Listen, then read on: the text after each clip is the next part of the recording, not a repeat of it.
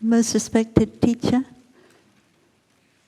dear Sangha, today is the 13th of March in the year 2022, and we are in the upper hamlet in the Dharma temple in the Stillwater Meditation Hall on what I think is the last day of our 3-day retreat.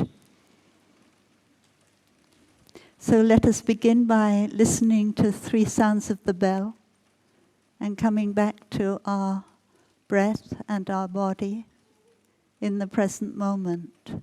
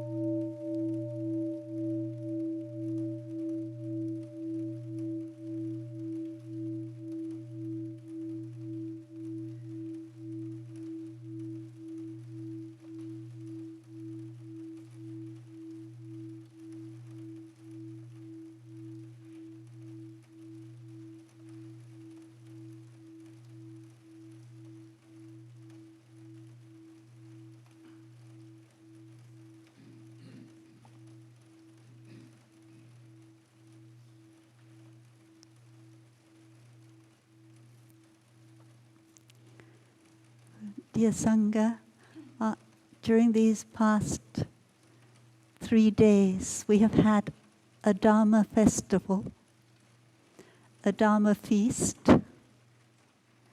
and maybe we feel a little bit full with our feast.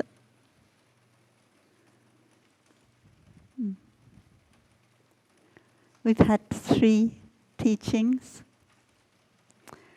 And this morning we listened to the gatha, which we use when we're taking a bath, also including some other gathas about no birth and no death. And I feel that maybe that is enough, because that song we just heard, it really is a very good final Dharma talk. Nevertheless, I will recap a little of some of the feast to help us maybe digest it a little more. And I've also been asked to add a few things, because the subject of 2 of our Dharma talks is the 8 bodies.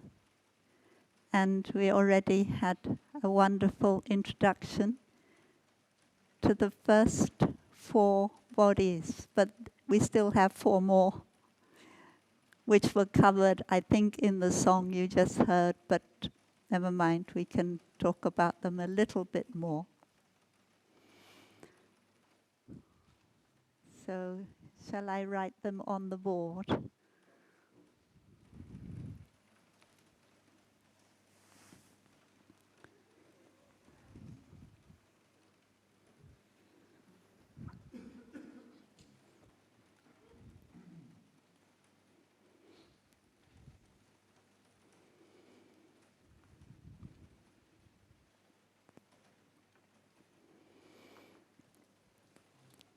Um, as some of you may know, Sanskrit is one of my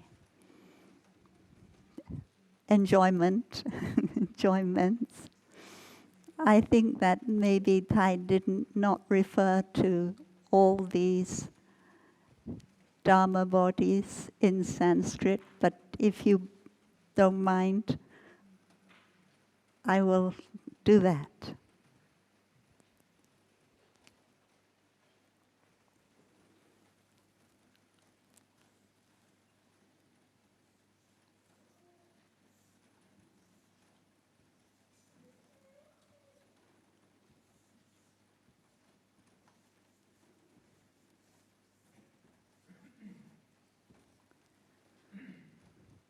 This is the first body that we heard about, is our human body, our physical body.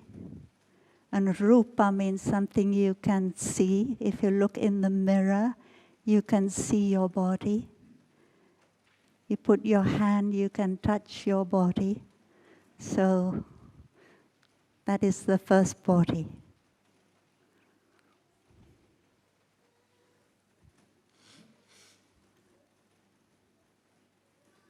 I think we call it human body. Yeah?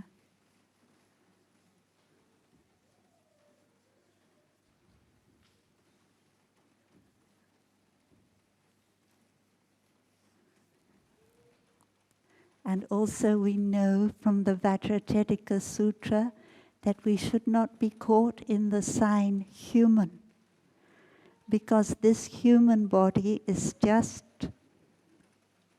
the result of an evolution.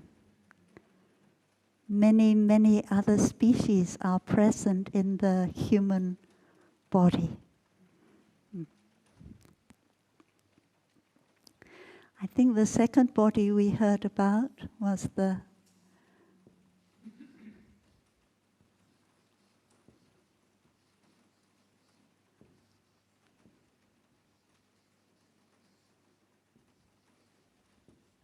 Dharmakaya, your practice body. You know, in the morning when we come to the sitting meditation, we hear that the Dharmakaya is very bright at this time of day when the day is just beginning. And that means that your practice body is strong and bright at the beginning of the early morning meditation. So that is this one here. We call the practice body.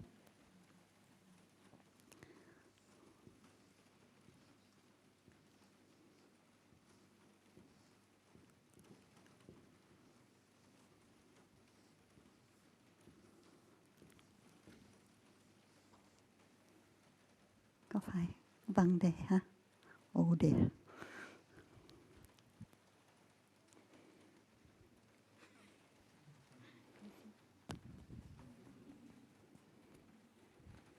Được chưa? Nói ha? Okay. So I testing, huh? It's okay? It's okay, huh? Okay. Practice body. So one thing we need to be very aware of and careful about is that all these 8 bodies inter-are. You cannot have one without the other. So when you listen, please don't put each body into a box, but just see that they intertwine and they support each other and they need each other. In Buddhism, we have a wonderful expression. It's called waiting for each other. Tưởng đại. Đại means waiting, and tưởng means mutual. They wait for each other, but you cannot have one without the other. Do you know the story that the Thai told about the darkness and the light? So in the Bible, in the first chapter, God says, let there be light. And then the light replied to God. He said, she or he, they said, I'm waiting. And God asked, what are you waiting for? And they said, I'm waiting for the darkness. And God said, the darkness is already there. And then the light said, so I'm already there too. So this is what is meant by waiting for each other. As long as there is darkness, there is light. As long as there is light, there is darkness. So all these bodies wait for each other.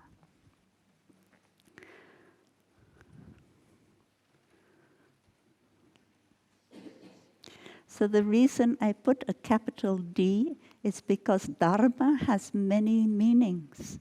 And Dharma meaning the practice or the teachings, we give a capital D.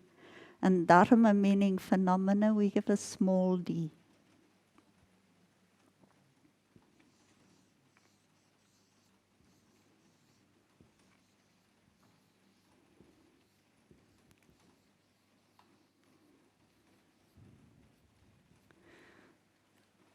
So we all know what this means. I don't know if I need to write.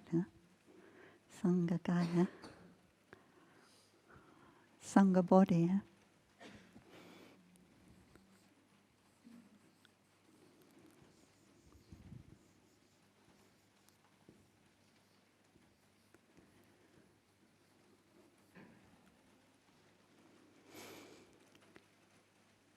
So yesterday in the teaching we were so fortunate to hear from Thai.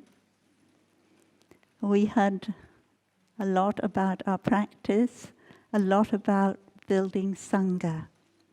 And so I need to mention another body, which isn't part of the 8 bodies, but is contained in these 2 bodies. I don't know if you can guess what it might be. Yesterday, Thai talked about a code of behavior. In our family, we need that code. In our workplace. So this one we call the Shila Kaya.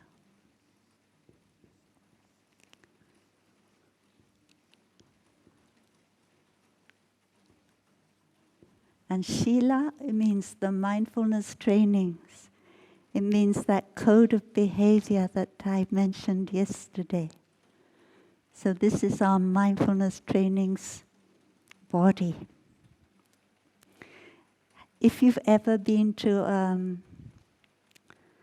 a mindfulness trainings transmission, and you look carefully at the aspirants who are receiving the mindfulness trainings, whether it's the 5 or the 14, you will see on their face a certain change after they've received the trainings. So this is what we mean when we say that the human body is not separate from the Dharma body.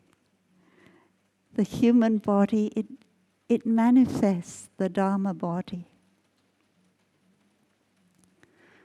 You can see the Dharma in a human body. You can see the mindfulness trainings in a human body.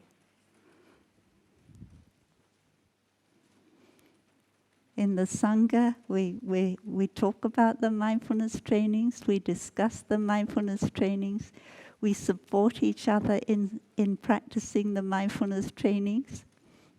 And so the Shilakaya is in the mindfulness trainings, is in the Sangha body. And then the next one is the Buddha body.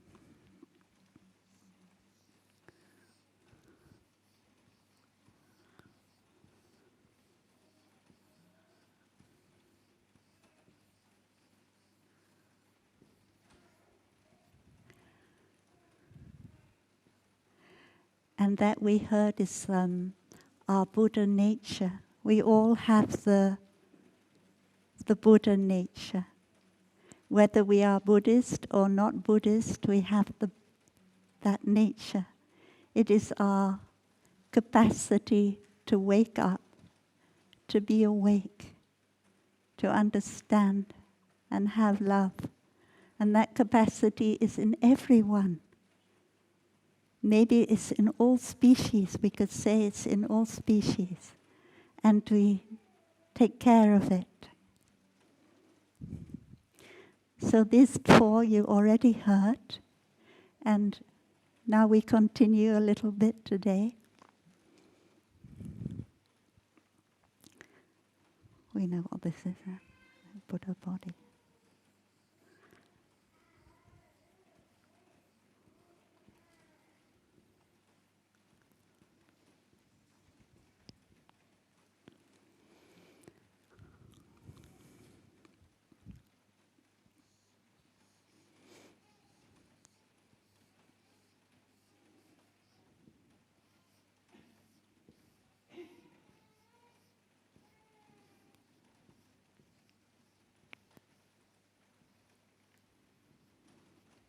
This is Bahidakaya.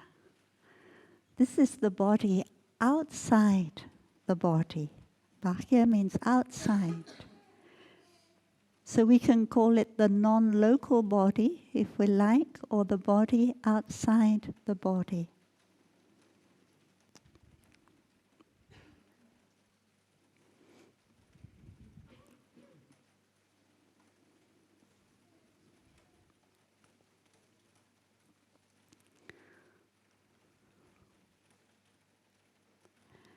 I think now in science we use the word non-local.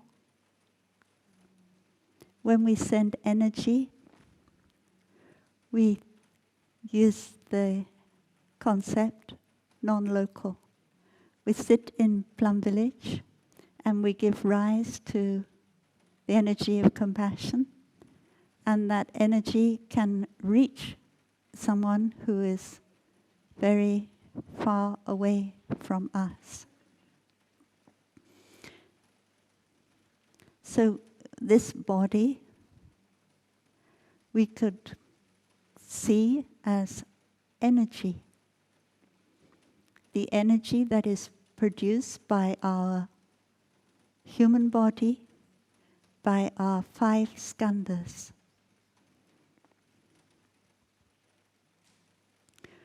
When I was in Thailand and I visited Thai, I was a little bit caught in Thai's human body. At that time, Thai was in the wheelchair, and the attendant was pushing the wheelchair up and down in Thai's hut. And Thai saw me, and Thai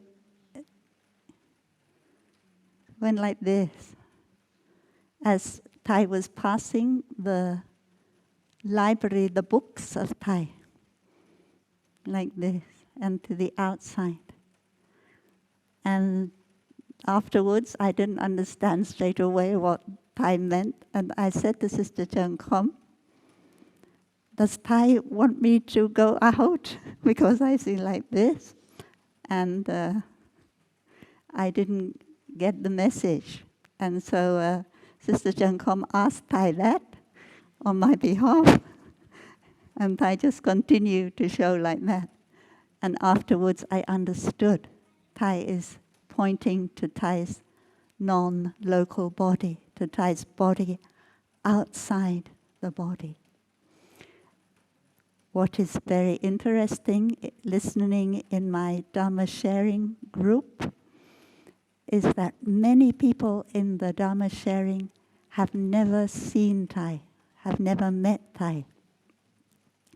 They've just read a book or heard something, and they feel Thai very deep within themselves. And so this energy, this non-local body of Thay, is enormously important. But it's also our non-local body that is important. What we put into writing, what we say on the telephone or in an email is our non-local body. So be careful. There is something about the email, it's too fast. And sometimes you don't even want to send it, and somehow the computer sends it anyway for you. That happened to me. Some unfinished emails, they somehow get sent. So we have to be careful, keep our hands away from the clavier in order to be able to really look deeply at what we've written before we send.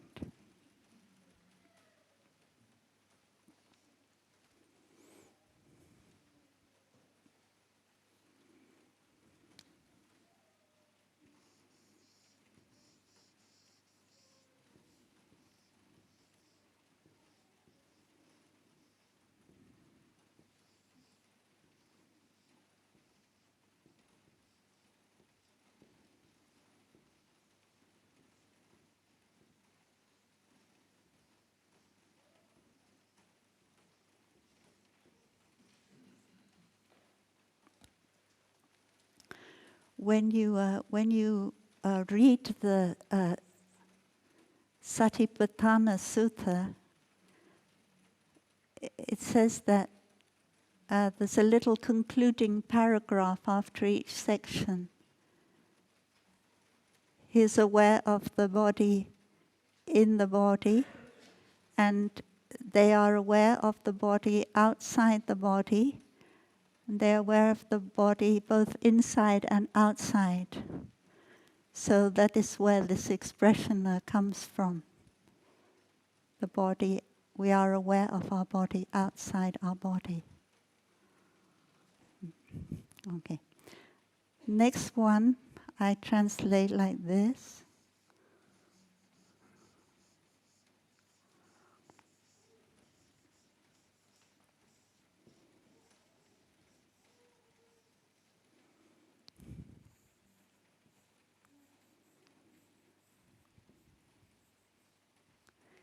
And this word means continuation. Continuation without any interruption.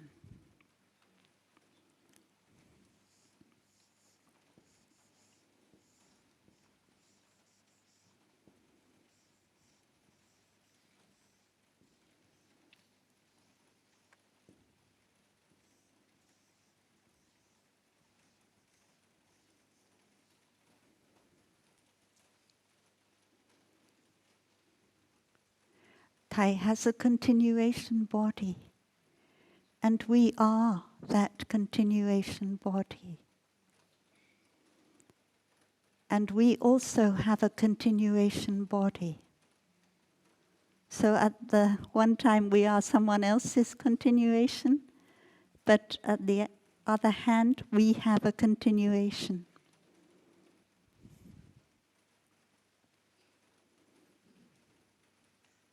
So I think that, we will listen to the sound of the bell.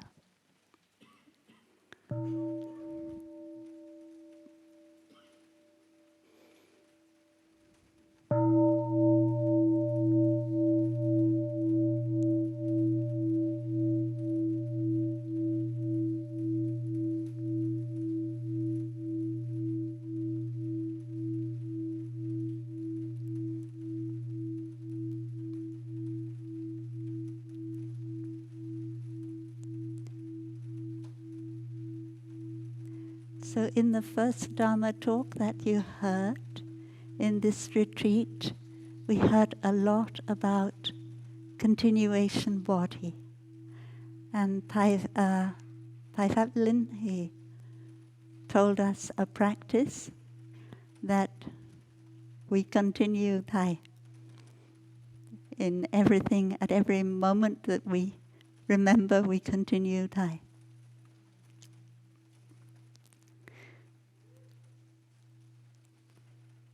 We have an expression in Buddhism which is Vo Han Han.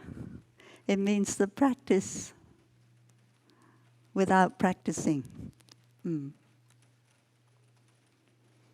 So when we continue Thai, is it something that we do with our intellect? Of course, probably most of us have to do that. We have to remind ourselves, oh, I'm multitasking. Thai doesn't multitask. So I will stop multitasking. So that is necessary. But there's something else we do. Because Thai is in us. Thai is in our store consciousness. Always there. So in fact, we don't have to make an intellectual effort to continue Thai. But we know that store consciousness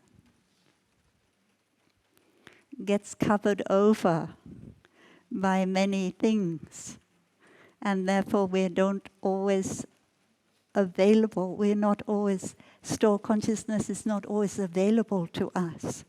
And so we have to use our mind consciousness to remove some of the layers and make Thai available again.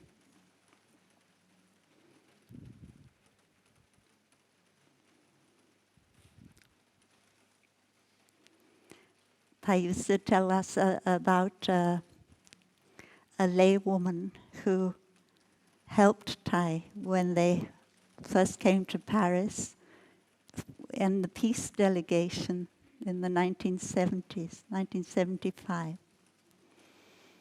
And there were lay people, everyone was lay person except Thai, who were helping Thai from many countries and many different ages. And there was one woman from the UK whose name was Ethelbert or something like that. And she was over 70 years old, but she had much energy and she could climb all the flights of stairs they had to climb to the little apartment where the Buddhist peace delegation of Vietnam was housed. And her husband had passed away when she was quite young, maybe when he was in his 30s. And she was a devout Christian, and she was sure that when she died, she would meet her husband. And so Thai asked her to try and help her not be too caught in the rupa, in the form body. Thai asked her, when you meet your husband, when you die, how old will he be? Will he be 70 or no, 80 or whatever you are when you die? Or will he be the age he was when he died? And that was a little bit difficult question for her to answer. Actually, her husband was always there in her store consciousness. Is actually created by her perceptions, her store consciousness. And his store consciousness also is always available. But we have ideas. And we think that when we die, we will meet our loved one.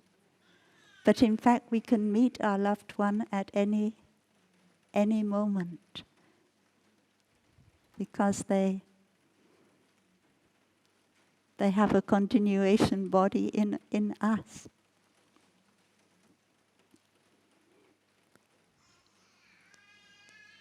Yesterday we received the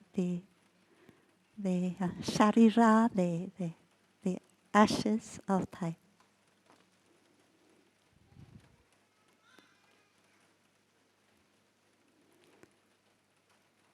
And this was a real opportunity for us to be the continuation body of Thay. It was a wonderful opportunity for us to make a deep aspiration, and not only an aspiration for ourself, but an aspiration for the world, or for what is not necessarily ourself. And when I was able to put the ashes back on the earth, those ashes, they come from the earth and they return to the earth. Because Thay's human body was always nourished by Mother Earth. So earth goes back to the earth. But I saw clearly that when this particular human body is become ashes, there will still be people doing walking meditation and sitting on the Buddha hill in the upper hamlet. That was my not only my aspiration, but also something I felt a strong assurance about that will be so. We have seen in these past 3 days how strong everyone's practice is. So it gives us a lot of happiness and confidence.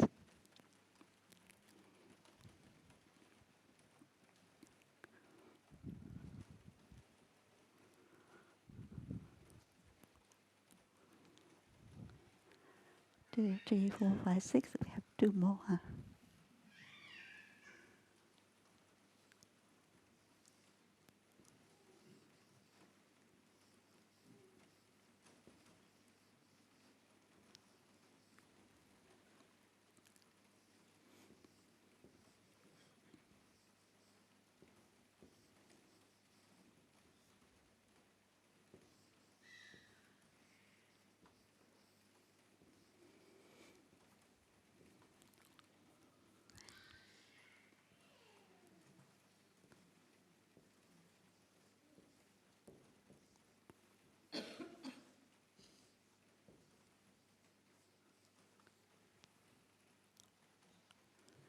This is a technical term in Buddhism, the word Dharma Dhatu.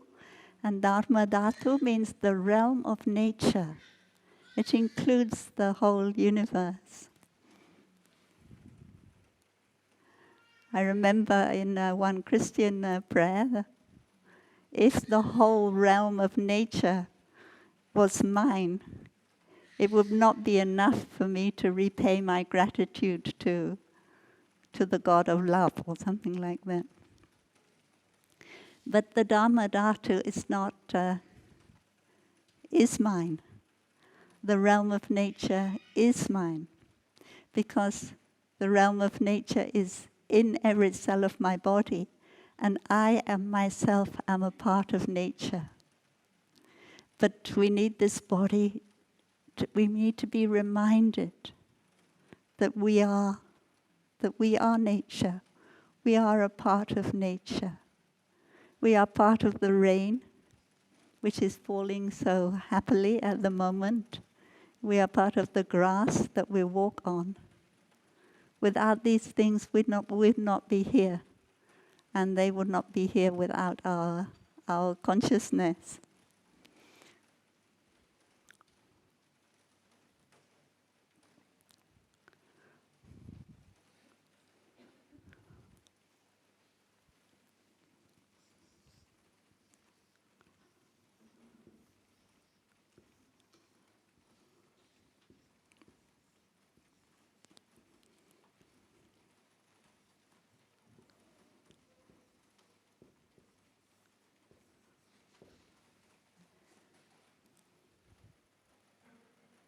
ultimate, huh?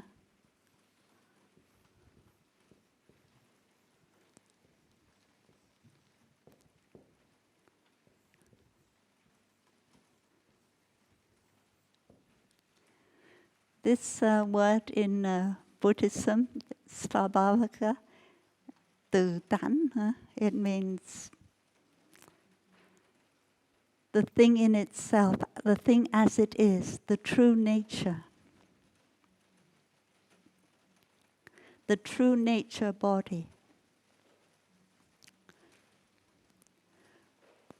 All of these bodies have their true nature. And the true nature is the nature that we cannot talk about. We begin by talking about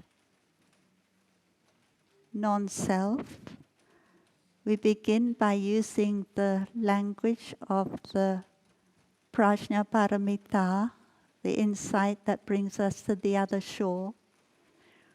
When we say,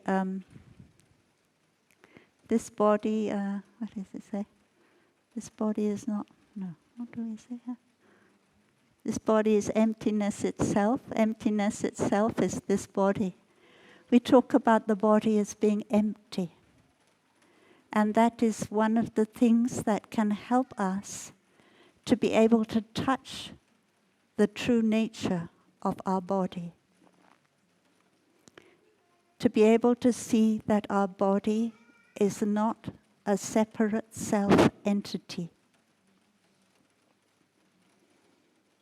So the true nature is not something outside. The true nature is something that is always there. But we need to practice to touch the true nature. And that is a practice that goes beyond words. So when we say the body is empty, it doesn't have a separate self. We use words. But those words are pointing for you to see something.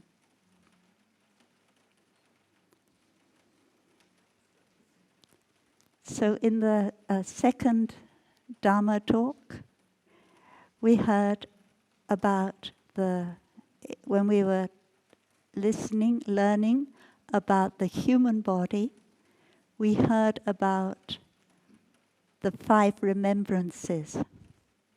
I am of the nature to get sick. I am of the nature to grow old. I am of the nature to die. Are 3 of them.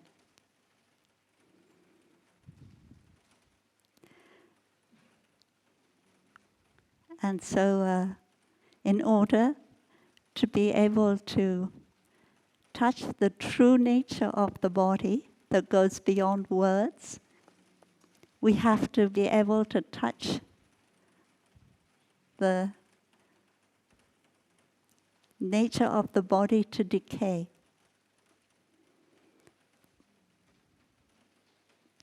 And we have to touch the nature of our own body to decay, but we need to touch the nature of the body of our loved ones to decay.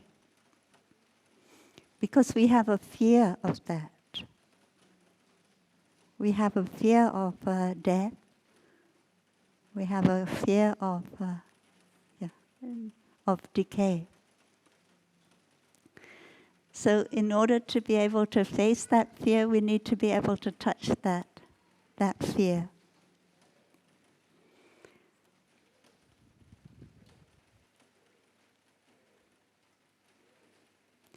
When you saw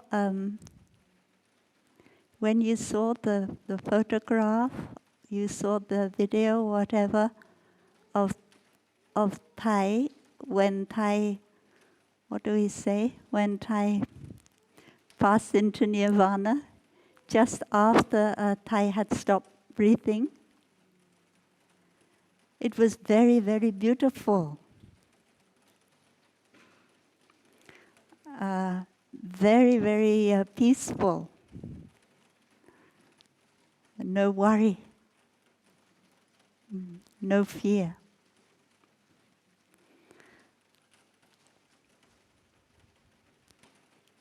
May my mind not hesitate. At the time of death, we have a chanter, may my mind not hesitate. Yeah, may I be completely concentrated and enter a meditative concentration. Without death, we cannot have life. So death is part of life. And when we hold the ashes of our loved one, we know that store consciousness is producing the perception of those ashes. And we also know that store consciousness holds all the perceptions of our loved one, who is there in forms, not just in the form of ashes, but in many other forms.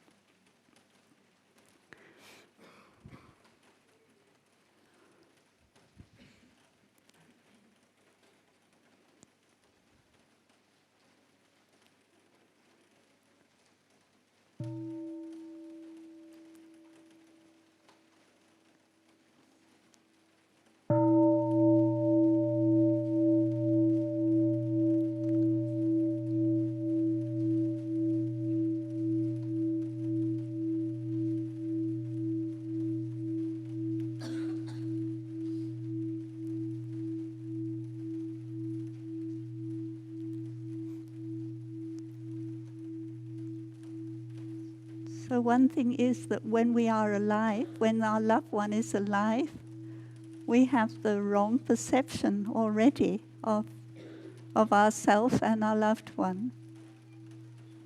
And that is why in the Anuradha Sutta, the Buddha asks Anuradha, can you find the Buddha in form?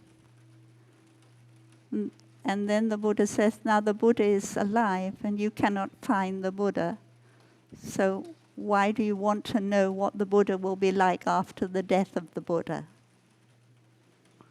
And so part of our practice is that we need to do is to be able to look at our loved one, the emptiness of our loved one, how they arise from our store consciousness when they are still alive. And then when the moment of not breathing anymore comes, we will be able to find them more easily.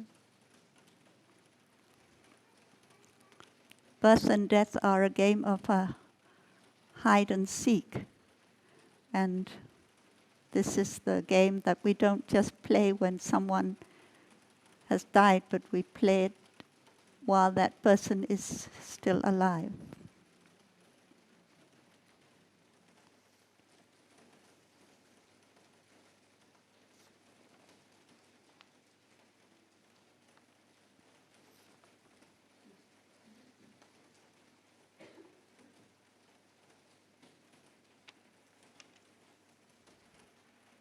When we talk about the human body, the body of flesh and blood, we know that it is just one of 5 skandhas. The feelings, the perceptions, the mental formations, and the consciousness. And it is said that at death, the 5 skandhas, they separate. The consciousness is no longer with the body as when it's alive. But on the other hand, we know that we cannot have a body without consciousness, because the 5 skandhas inter-are. They are not separate self-entities. So how can you have a body without consciousness? Well, you can't. So the consciousness is the consciousness of the loved ones who are with the dying person.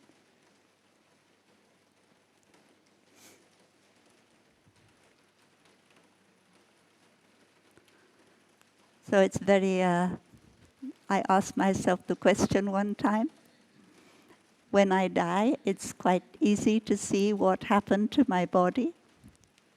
It become ashes, and then the ashes will become part of something else.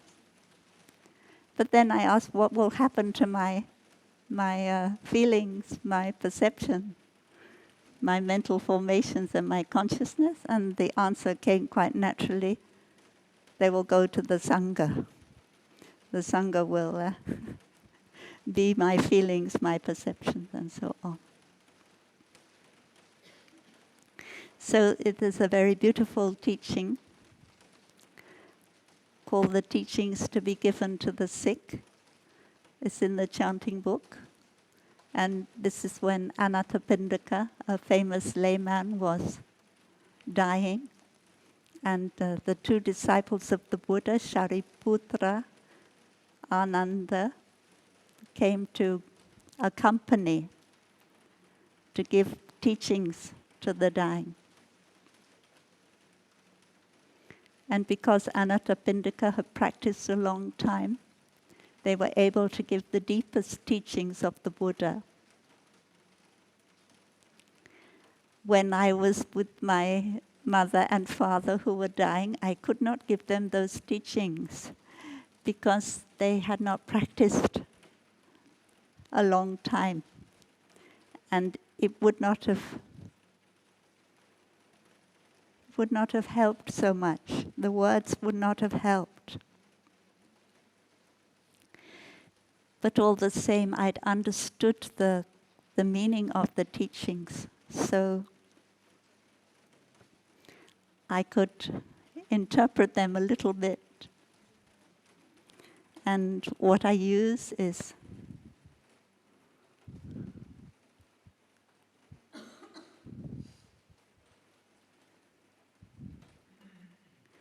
these two, the non-local and the continuation body. We have to help our loved ones to be able to see that they continue in their children, in their grandchildren.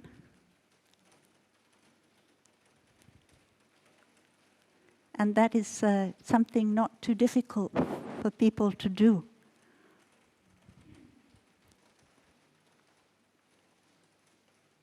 They continue in all the wonderful actions they have done in their life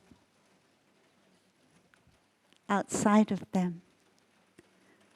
So we need to remind them about that, about the goodness that they brought into the world and the goodness that will continue after them.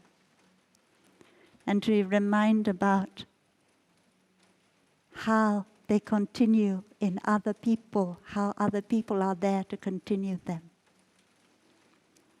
And this can remove a lot of fear.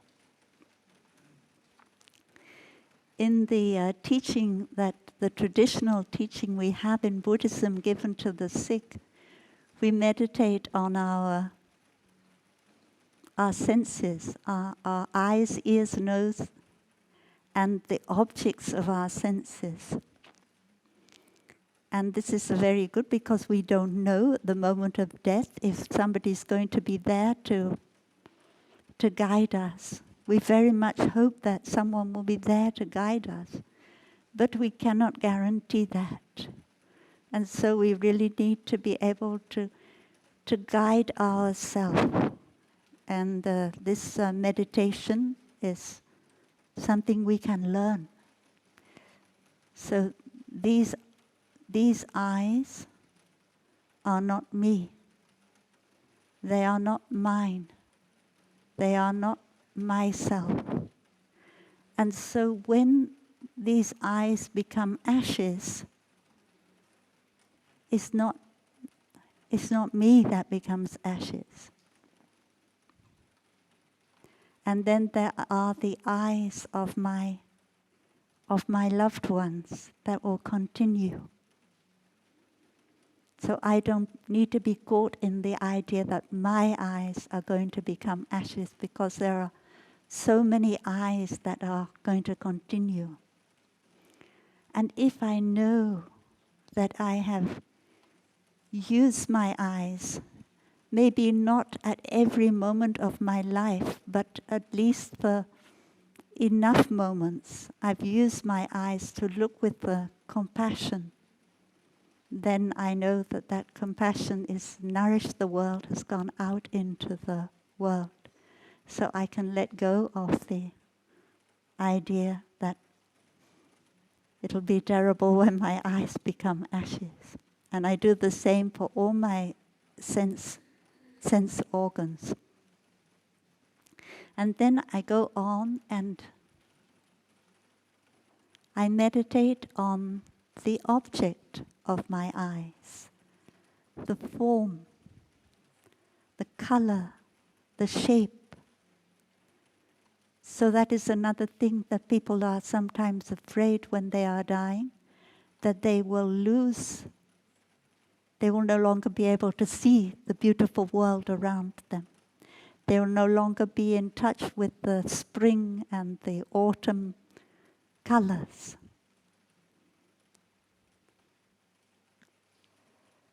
But those things are part of me, and I am part of them. The green grass, the violet flowers, they continue to be there. Whether I see them or whether these particular eyes are in touch with them, there will be always eyes to be in touch with them. So I am not caught in that. And then the third part is what we call the eyes consciousness. The eyes consciousness is not me, it's not mine, it's not myself. And we all know that there is a part of our brain which produces a consciousness that makes up the colors and the forms around us. They're not really something outside. They're part of that consciousness.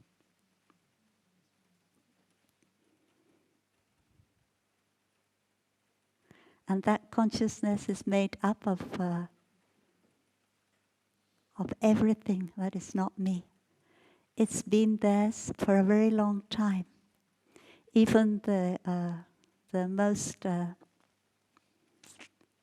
undeveloped bacteria, they have kind of consciousness. They know what is sweet to go toward, and what not to go toward. So there's very primal, elementary consciousness which develop in human species. And then there is the fear that many of us have now, that the human species will become extinct.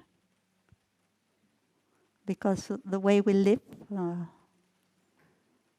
is not very sure that we will continue very long, the way we have lived. And all the armaments that we have produced are enough to wipe us out millions of times. So that is a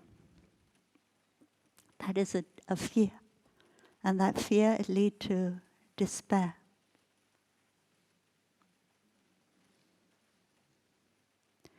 But if we look deeply, we see that life is possible because of causes and conditions. Our planet Earth is possible, life on our planet Earth is possible because of exactly the right amount of distance from the sun, the right amount of distance from the moon. Yeah, it's just something very, very subtle, just a little bit different distance, and life would not be possible. So in Buddhism, we don't ask the question, who created the universe? We just, or who created human life, or who created the planet Earth? We just say, this is because that is. This is not because that is not.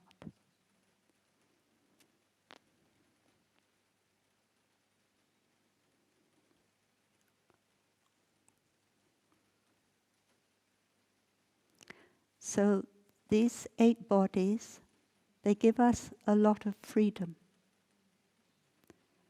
They help us to see how important it is how we continue.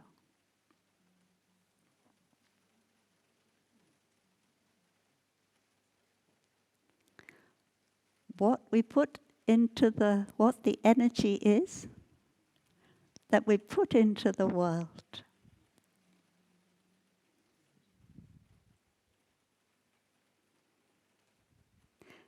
And whether the human species survives or does not survive, I know that together as a Sangha, we have put compassion and understanding into the world.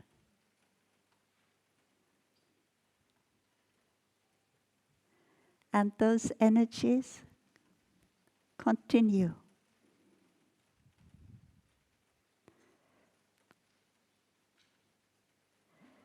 So, to live deeply the present moment, to use this opportunity to give rise to compassion, to give rise to understanding, we have that opportunity. And then, if tomorrow or in some years' time, the human species is not there, there'll be some other species that can benefit from the understanding and from the compassion.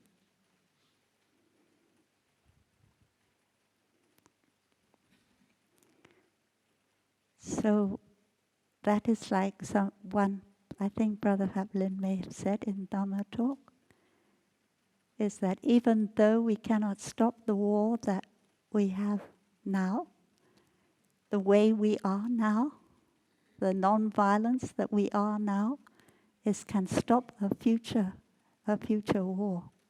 So we live with that, and it helps us to not feel despair. There is something that I can give to the world. And when we talk about continuation, we know that in continuing Thai, we continue something very beautiful and something we can really help the world by continuing that. But we also remember that we continue other things as well. We don't just continue what is beautiful, we continue things that are not beautiful. And if we have some kind of hope that those things that are not beautiful will one day disappear, I think it's not very realistic. And also we have learned that the beautiful waits for the ugly, and the ugly waits for the beautiful. But what this means is that The ugly is there waiting for us to contribute what is beautiful, because there's quite enough suffering already, and we don't want to make more. We want to transform the suffering that there is, and this is our. It helps us not to have despair, because I have to touch what is not beautiful in myself. That is the first thing. And then I touch what is not beautiful in another. But because I have been able to touch and embrace what is not beautiful in myself, I can also do that in another person. And in that way there is transformation. So we have this human body,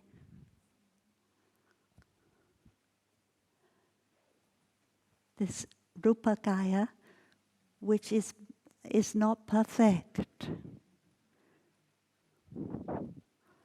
It may be quite far from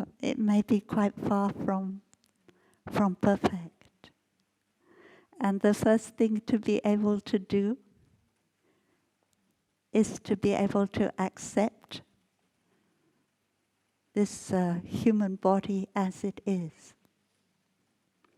That doesn't mean to say, like we already heard, that we don't take good care of, we don't take the best care we can of it. When you have a partner and your partner dies,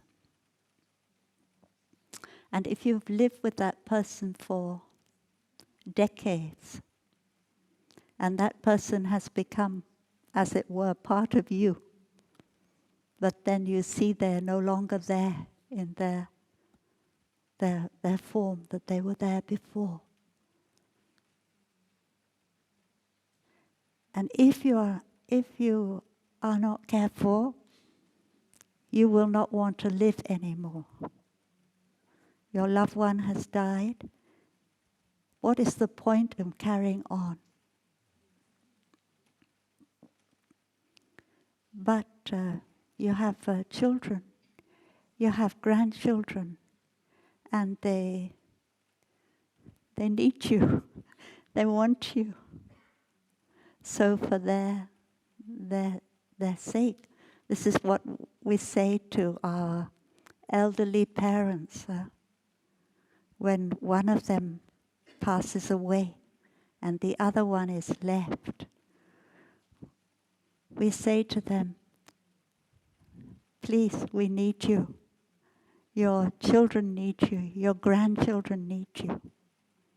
And please learn to look on your children and your grandchildren as the continuation of your spouse who has passed away.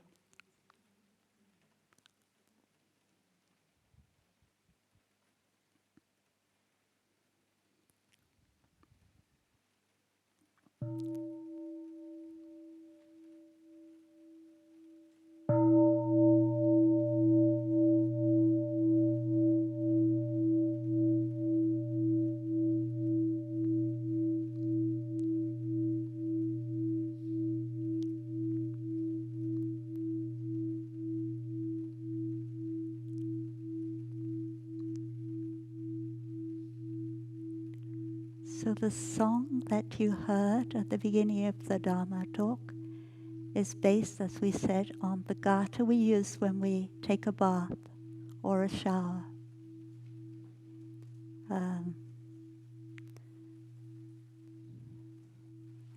Không sinh không diệt, không trước không sau. Trao truyền và tiếp tục là.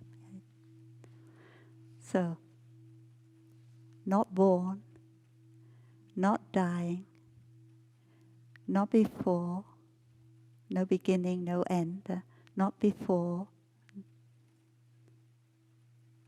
not after.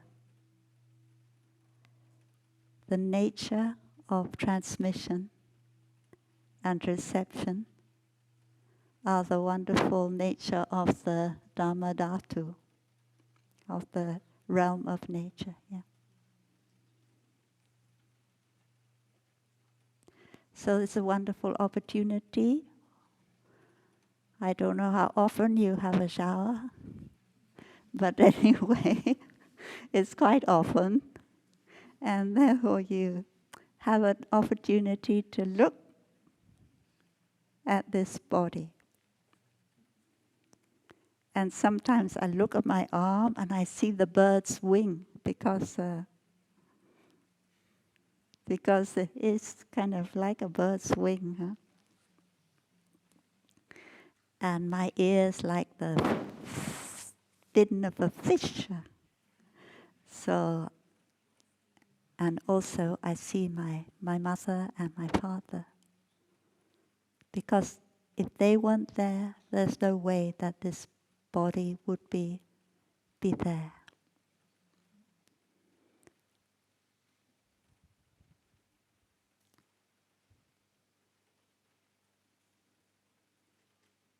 And whatever happens to our human species, it wasn't there in the past.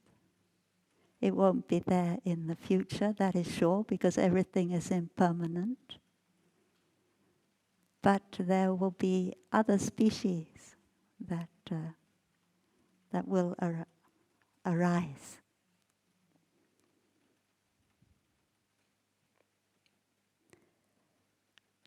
A practice that I enjoy very much is the practice of touching the earth.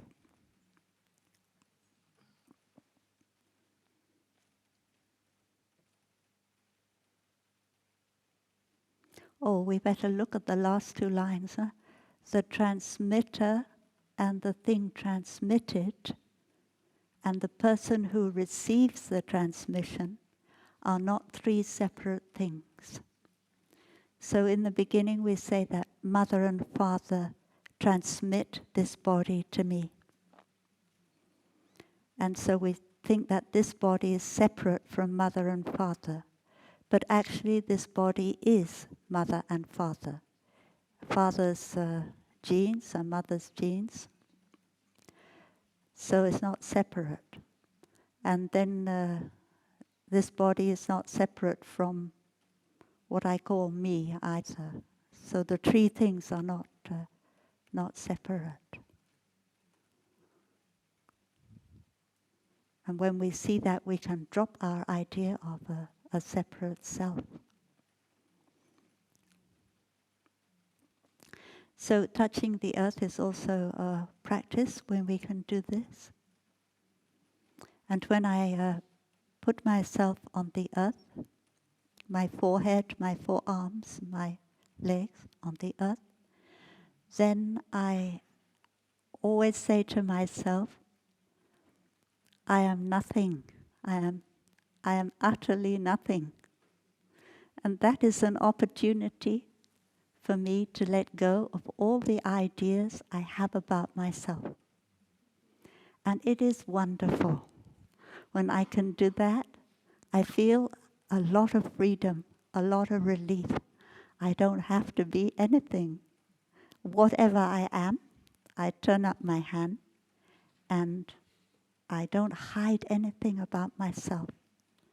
All that I consider to be negative about myself, all that I consider to be beautiful, is not really me. And I'm not ashamed of it.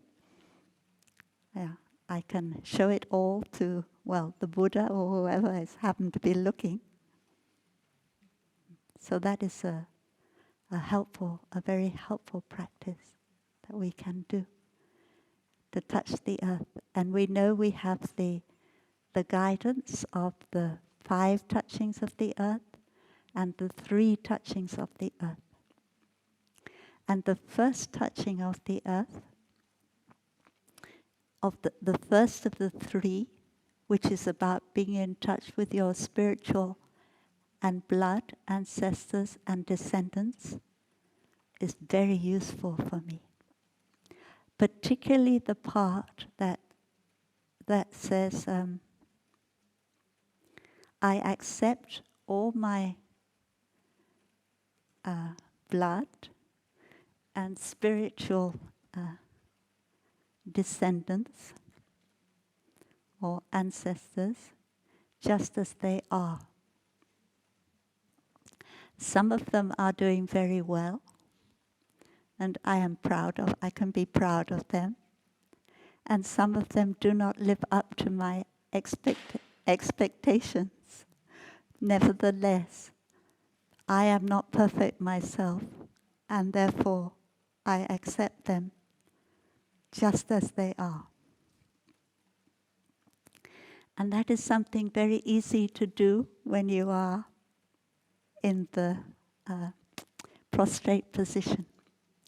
Because when you're in that position, your brain and your heart are on the same level. Maybe your intestines also, because they're also part of the brain. And you are able very easily to enter a non-conceptual realm. And then you can feel that you really can accept. And although in your daily life you are not in that position, you are standing with your brain here and your heart here. Nevertheless, the depth of the experience you have when you are touching the earth will transform the perception you have when you are standing up. But it's necessary to have the experience touching the earth many times. I think Thai said you need to do for at least 2 weeks every day. And then after that, you need a refresher. You don't just do it 2 weeks and then stop.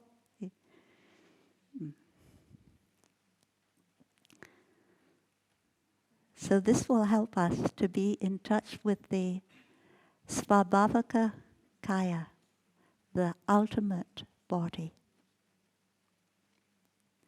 which goes beyond all concepts. And even in the very basic sutras, such as the Satipatthana Sutta, we already have this meditation on the body just as it is. At the end of one paragraph, the paragraph I quoted before about inside and outside, it says, or they are aware of the body just as it is. That is without any conceptualization. And in our sitting meditation, if we practice the 16 methods of breathing, then in the third one, we will practice aware of the body I breathe in, aware of the body I breathe out. And that is also an opportunity to be in touch with the Svabhavaka Kaya, with the ultimate body. Just by being in touch with your human body, you may be able to be in touch with the ultimate body. You will feel your body is not inside and not outside.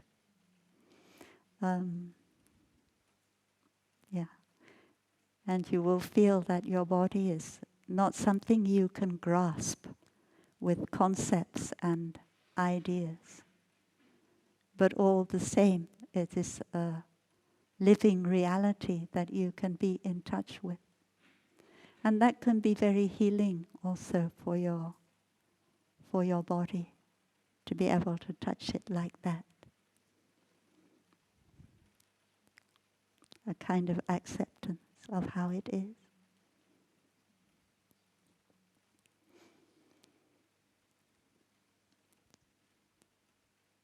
I'd like to hear that song again, but I'm afraid we can't, because you have to set up everything. Yeah, and if I sing it, then it won't sound right because it's been revised. So I think we better give up that idea. Huh?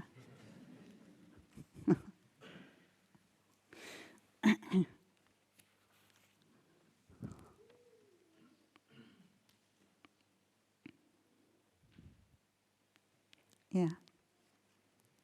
When Thay was talking about the no birth and no death, I said that if we can understand the nature of the person who is dying and the nature of the process of death, then we will see that there is no birth and no death. The Buddha said, "Who is it who dies?" And that was a kind of koan. Who is it who dies? Who is it who is born? There is something we call dying, but there is no one who dies. And the Buddha said that if we can realize that deeply, that there is dying but no one who dies. There is sickness, but there is no one who is sick. There is old age, but there is no one who is old. If we can recognize that deeply, then we will be released from sickness, old age, and death.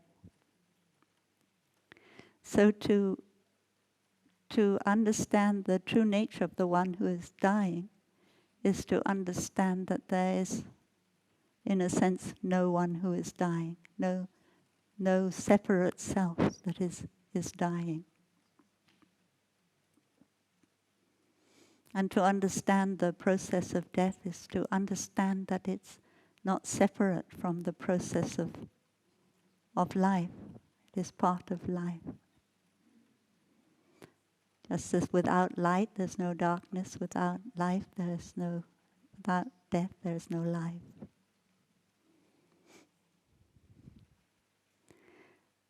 And one more thing that I remember from Thay when talking about these 8 bodies is that Thay said that it is the store consciousness that is in touch with the ultimate body. We cannot use our intellect to be in touch with the ultimate body. We all have the wisdom of the store consciousness available for us.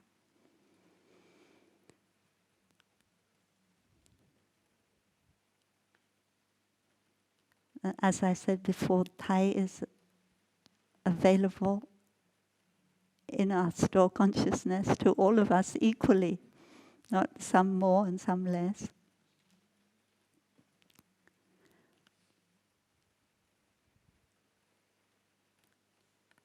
So that is very easy in a way, a very easy practice for us, just to let our store consciousness, to remove some of our mind, of the activity of our mind consciousness and our manas, in order for the store consciousness to have a little bit more freedom to be in touch with the ultimate.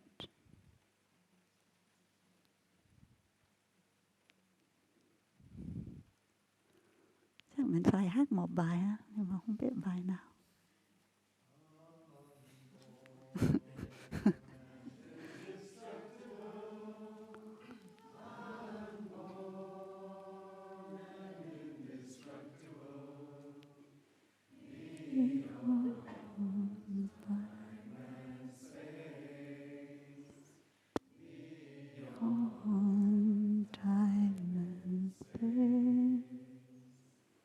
This body and these feelings were given to me by my mother and my father, by my teachers, my friends, and all living beings, unborn indestructible, unborn and indestructible, beyond time and space, beyond time and space. I am my mother, I am my father, I am my teachers, my friends. I am one, and yet I am many. I am none, I am all. No beginning, no end. Everyone, unborn and indestructible, unborn and indestructible, beyond time and space, beyond time and space. And the one who gives themselves entire, and I who receive this gift, what am I but not which is given to me? Unborn and indestructible, unborn and indestructible, beyond time and space, beyond time and space. This body is not me, these perceptions are not me, and I am not limited by this body. I am one with all life. I have always been free. Unborn and indestructible, unborn and indestructible,